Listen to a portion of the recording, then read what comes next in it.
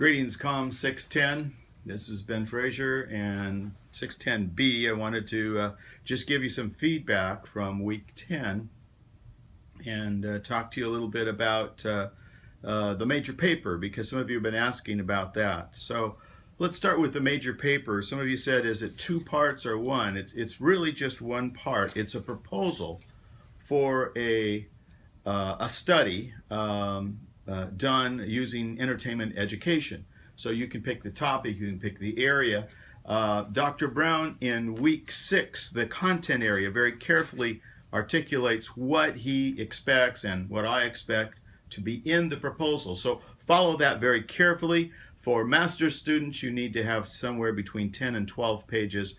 For doctoral students, between 12 and 15 pages. And a lot of references, of course, and we've given you some of those, and you can find others depending on the topic area and the project that you're going to do. But you don't actually have to do the project. What you just need to do is to plan a project, a proposal for a project. And we've given you a couple examples of those from past years. I think that's in week 10, if I'm not mistaken. It might have been week 8, but I think it's week 10.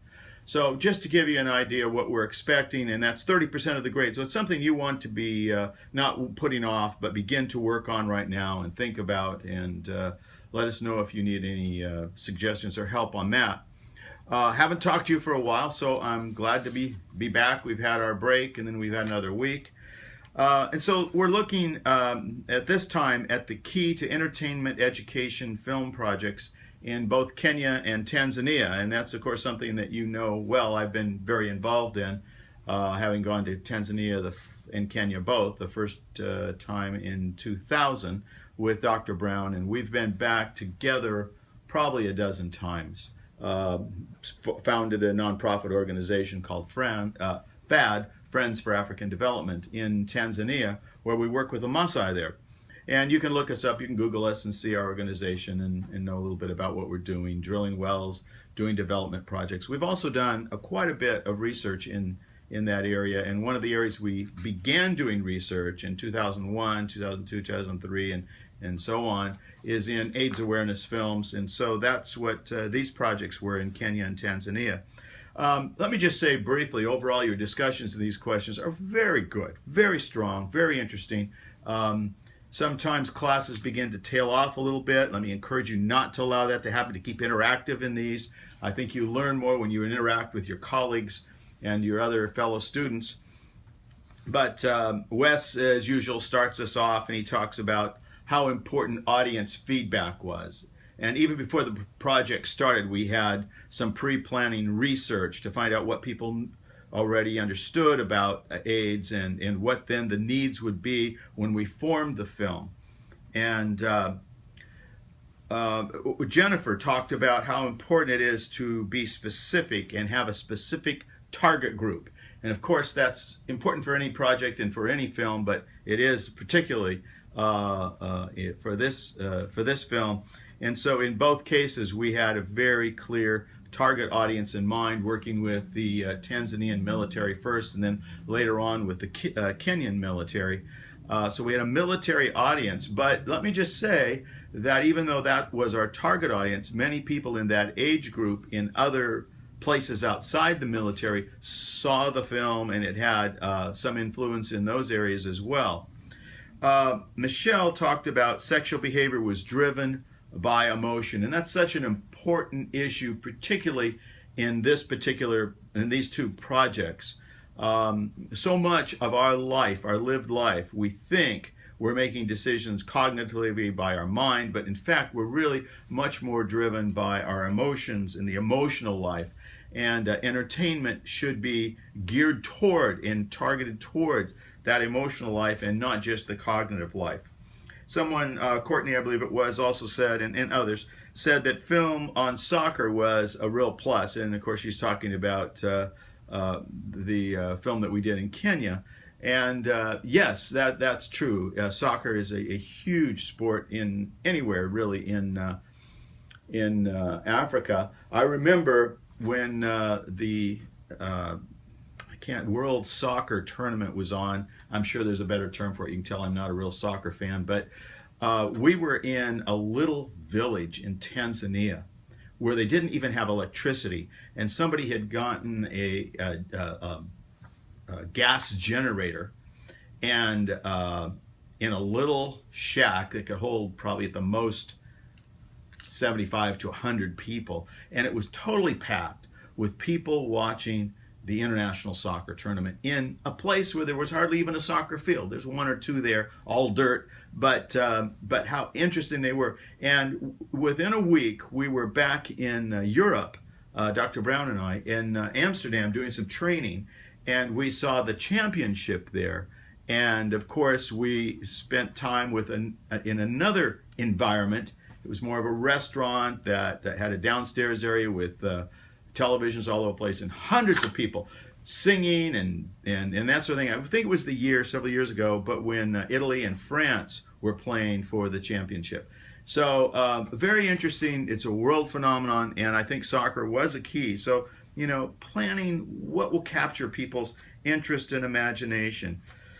And Anthony and Jerry both talked about that we really did our research. The interesting thing about this project, we did our research at the beginning, and then we did action, so that's pre-planning research, and then we did action research during. So with our rough cut, we went back and we found out that with our Western mind, we had one kind of strategy, but what they really wanted in their culture was different, and so we had to change our thinking about that and change the ending, which we made it much more, we showed people with AIDS. We went into AIDS clinic there where people were dying. We talked to people who had lost relatives. So it wasn't just the fantasy, but we had an ending that we just stepped aside from the story and then just talked about AIDS and had people in the military talk about people who they lost, relatives, friends, and that kind of thing. So it ended up being very powerful ending, a little probably more direct than you would think about in our culture, but in that culture they asked for it, they wanted it,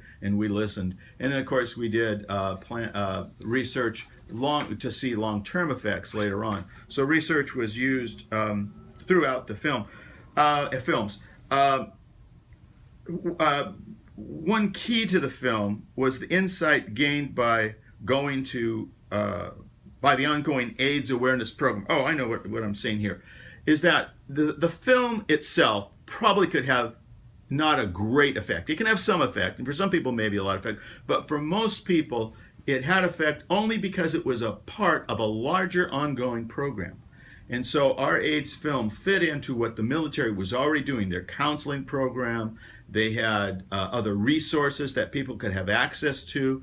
And so we worked very closely with the military, first of Tanzania and then the next year with Kenya, to fit into the ongoing program and other resources that they have. So this just wasn't a one-shot kind of thing. It was one arrow in their quiver of several arrows to begin to talk to young people about AIDS.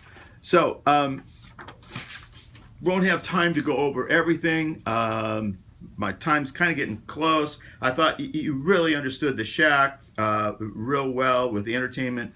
Although it wasn't exactly entertainment education because they didn't do research first, but there were some influences there. And Wes talked about the parasocial relationship that were created.